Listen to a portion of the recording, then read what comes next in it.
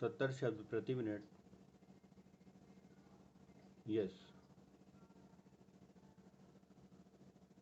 विशेषज्ञ की रिपोर्ट ने भारत समेत दुनिया के विकास दर की दर्दनाक हकीकत खोलकर रख दी है और बैठक में जुटने वाले राष्ट्राध्यक्ष और कंपनियों के मालिक इस मसले पर विचार करेंगे।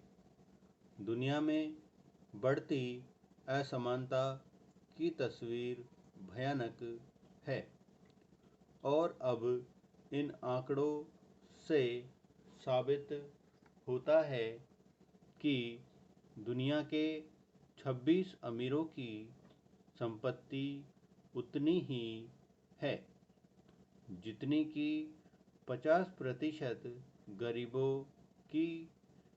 यह तादाद 3.8 अरब है, जबकि अमीरों की तादाद महज 26 है।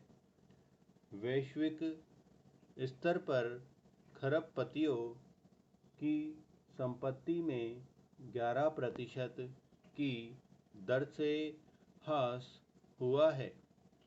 बढ़ती असमानता की यह तस्वीर भारत में भी डरावनी है। यहाँ देश के कुल 9 अमीरों की संपत्ति देश के 50% गरीबों की संपत्ति से भी ज़्यादा है। अगर खरबपतियों की संपत्ति सालाना 39% की दर से बढ़ी है तो गरीबों की संपत्ति 3% की दर से लगातार बढ़ता यह असंतुलन एक और 21वीं सदी में पूंजीवाद की तस्वीर खींचने वाली थॉमस पिकेटी की पुस्तक कैपिटल इन 21st सेंचुरी की याद दिलाता है। वहीं भारत के बारे में पिकेटी कहते हैं, पूंजीवाद पर लगाम लगाने वाली सोच और कार्यक्रम समाप्त हो चुके हैं। इसीलिए उसमें असमानता का यू-ग्राफ तेजी से बढ़ रहा है।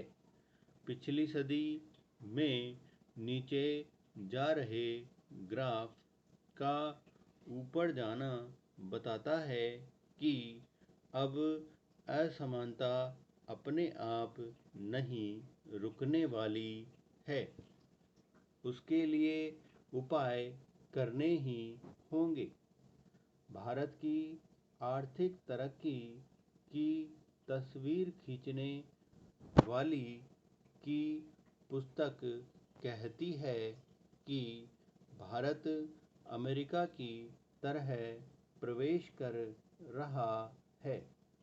वह 19वीं सदी की तस्वीर है, जहां खरबपतियों के साथ गरीबों और झुग्गी वालों की तादाद भी बढ़ेगी। इसे रोकने के लिए अमीरों से 1% अमीरी कर लिए जाने का सुझाव दिया गया है। इससे 418 अरब डॉलर इकट्ठा होंगे।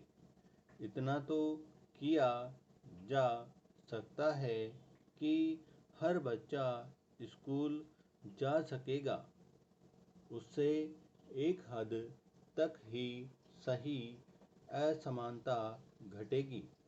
अब सवाल यह नहीं है कि प्रधानमंत्री नरेंद्र मोदी चुनाव हारेंगे या नहीं। महत्वपूर्ण सवाल यह है कि नरेंद्र मोदी हराओ के राष्ट्रीय यज्ञ के बहाने किस किस के पाप धुलेंगे। कुछ माह बाद होने वाले आम चुनाव में चुनौती यह नहीं है कि भारतीय जनता पार्टी की सत्ता कैसे पलटेगी, बल्कि चुनौती यह है कि इस सत्ता पलट के माध्यम से वे हालात किस तरह से बदलें जिन्होंने मोदी को सत्ता तक पहुंचाया था। अब यह तो साफ है कि भारतीय जनता पार्टी इस चुनाव में पराजय का सामना करने जा रही है। इसके लिए आपको बारीकी से किए गए किसी सर्वे या सेफोलॉजी के काले जादू की ज़रूरत नहीं है।